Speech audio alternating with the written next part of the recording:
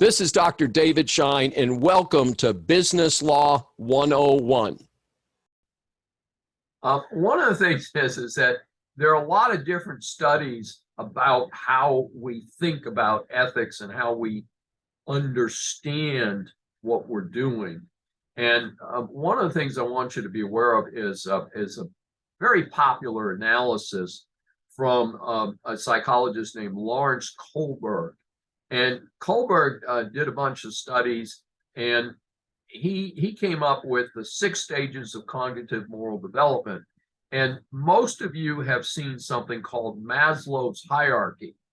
And as you think about this, you can compare Maslow's hierarchy with Kohlberg's research, and they're reasonably close. And if you think about it, some of you on this call probably have little kids. I'm in the next gen. I've got little grandchildren.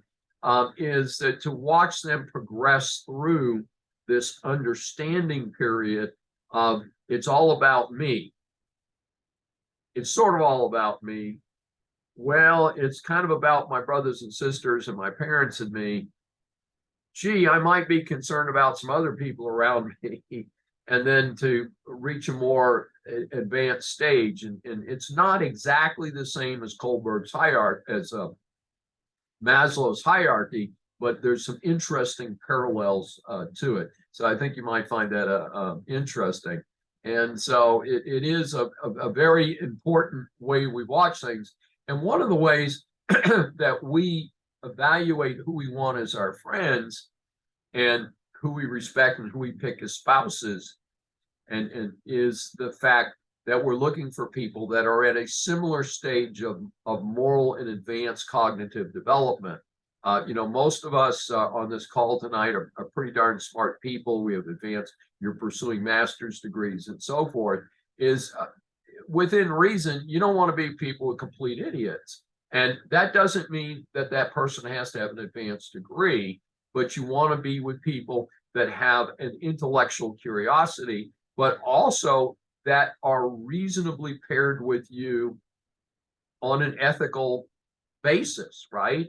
You don't want to be, most of us on this call, I don't think want to be involved as friends or as spouses with people who are bank robbers or, running around shooting people and things like that. So, we're expecting that the people that we associate with have a similar ethical orientation as well as a similar intellectual orientation. So it is a pretty interesting approach to things.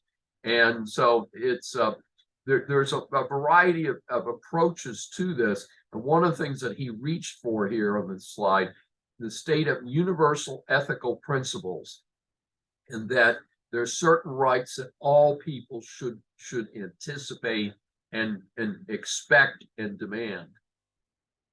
And so again, he came up with 6 levels. This is often summarized into 3 levels. So again, we have people that are all only concerned about themselves in the first 2 levels.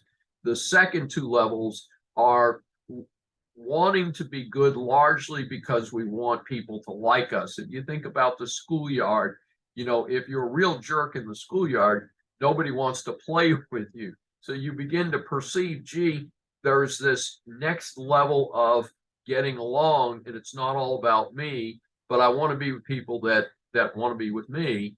But then we want people to move to that 3rd level. And I want you to think about this as future managers and professionals, is you may be as CPAs, you may be hiring people for your firm. The movement today is, while there are still many solo CPA practices, there are more and more large CPA practices, not just the big ones like PwC and EY, but there's a lot of regional and local. I have some friends over at a local CPA firm. I think they've got about 20 employees. So you're going to be hiring people to work with you. If you're corporate, you're oftentimes going to be hiring your staff and other accountants to work with you.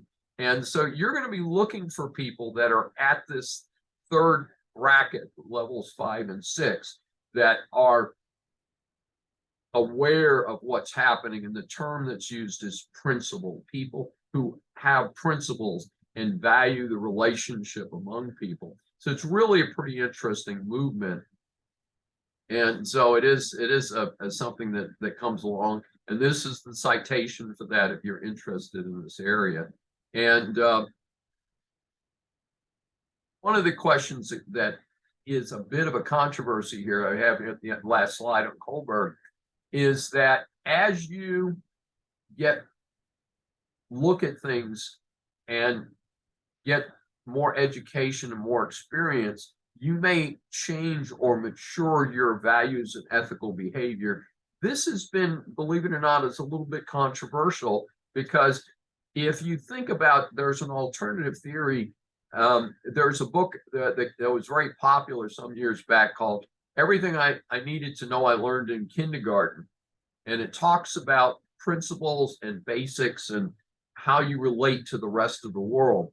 And I think the issue here is it doesn't really matter how much education you've had. If you're a principled person and you've grown up in a principled environment, that's what's really important. And you're probably not changing from first grade to graduating from college if you've got a certain sense within yourself of these are the right things to do. You may polish it better, but maybe you don't really change what's inside you. So anyway, I just want you to think a little bit about that. Is where that development comes from. This is Dr. David D. Shine for Business Law 101. If you've enjoyed this episode, please subscribe on your favorite platform.